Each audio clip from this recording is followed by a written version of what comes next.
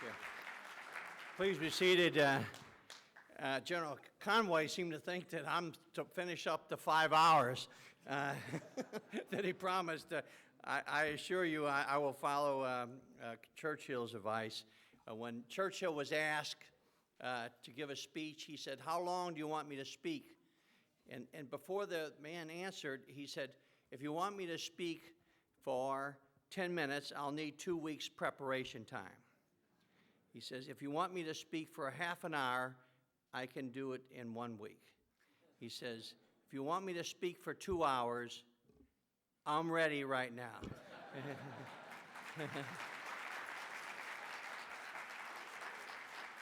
Let me just tell you, I've been prepared for 2 weeks, so you'll get 10 minutes. When I was asked to speak today, naturally I looked at some of the basic documents, and I thought that I would not speak on diplomatic sources, political maneuvers, the humanitarian aspects that our distinguished panel has given out to you today, all good stuff, or the legal part. But I would talk to you as a retired federal judge on the basis of all law, really, which is ethics. And so I'm going to give you my personal opinion about this from an ethical situation. And on the audiovisual people, put up the identification card for Camp Ashraf on the screen. The identification card with the picture on it. All right, this man was given an identification card, oddly enough, right at the top says protected person. He's dead. He was killed in one of the first attacks on Camp Ashraf. But he was, it says, contact the 89th Military Police Brigade if there's any problem with this. Well, he can't, because the 89th Military Police Brigade was gone, and he was dead, and he was killed in bloody murder. And I've been in combat. I have, or my men, we have never executed unarmed people. We've never opened fire on unarmed people. Now put up, to get this protected person ID card, put up the agreement. He had to sign an agreement to get the card that did not protect him. Down at the bottom, but basically this, you can't read it, but basically to get that card, he had to say, "I'm not going to engage in any combat or any terrorism. I'm giving up my arms, and I will abide by the laws of Iraq, but I will be protected by the multinational force until I'm transferred to another country or one of the other options." The most important thing about it is down at the bottom, it's signed by a United States officer, a military officer. In this case, Harold Downing, commander, U.S. Navy, signed this sample agreement, which I show you today. And I thought back, as I was preparing, I said, gee, this reminds me of something in history. It reminds me of an incident that occurred in America's history in the Civil War, where to end the war, they agreed not to enter into combat, and they agreed to give up their arms, and they said they would be protected. And that was when General Grant received the surrender of General Robert E. Lee at a small house near Appomattox Courthouse, where Lee surrendered the Army of Northern Virginia, the Confederate Army, the rebels. And sitting across the table were these two West Pointers. And Grant says, "Well, I'll write out the surrender document." He wrote it out, 200 words in there. The last sentence, let me read to you the last sentence, which rings very familiar with what we have here today. It said, when you give up your arms, when you cease to fight, you shall not be disturbed by the United States authority so long as these people observe their paroles, that is not fighting, and the laws enforced where they reside. So if you obey the laws, you're going to be protected. And when Grant gave that to General Lee read it and smiled, I think, and he said something, quoted, "This will have a very happy effect on my army."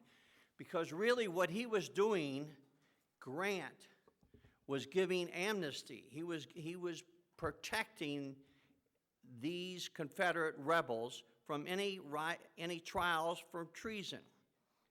And that's an important right, and it was really an important thing for Grant to do to heal our nation. But he gave it as a general officer, but he gave it really on behalf of our nation.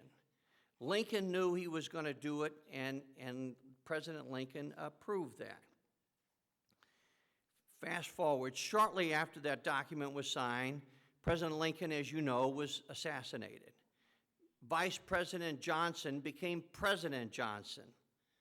Several weeks later, about 10 days, I think, an indictment came out of Richmond, Virginia. A federal court had indicted General Lee, General Longstreet, and 8 other Confederate generals for treason. And when Grant heard of this indictment, he went to see the president.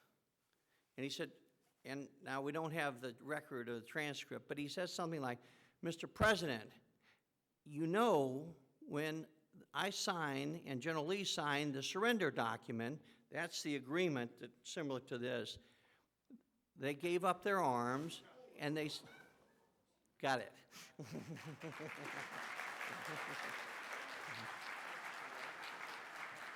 Well, I hope we can save America. I hope we can save America and not let our word go down like that flag almost went down.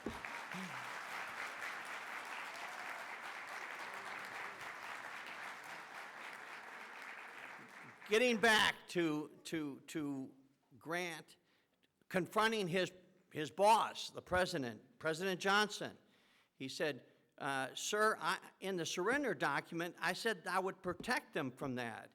And he says, "Well, General, you're just a general. I'm the President of the United States, and you work for me, and you'll do what I say, and these men will hang.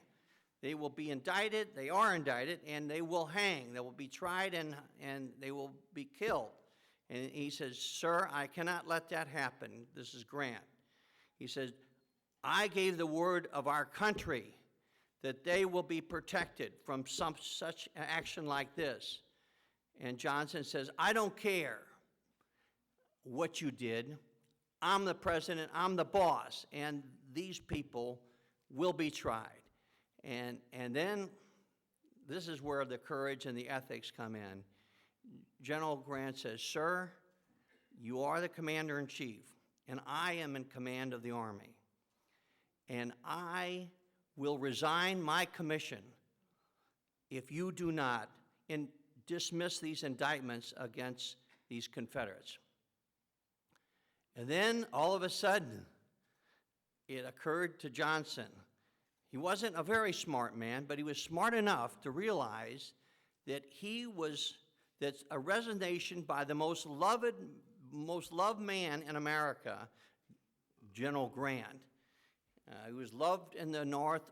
He was the most respected man outside of Lee in the South. And he realized the resignation would destroy his administration. So as a political person, it crossed his mind, this is not a good thing to do. And so he said, "Well, all right, I'll have the indictments dismissed." It was the ethical thing to do. The word of our nation was just like that flag that almost fell. The world of our nation was at risk. Grant gave his word to protect these soldiers, and it was the word of our nation. In Camp Ashraf, our officers and our country gave its word that the residents of Camp Ashraf will be protected. Like Grant showed President Johnson, our nation should do the right thing here, the ethical thing. Our nation simply should keep its word.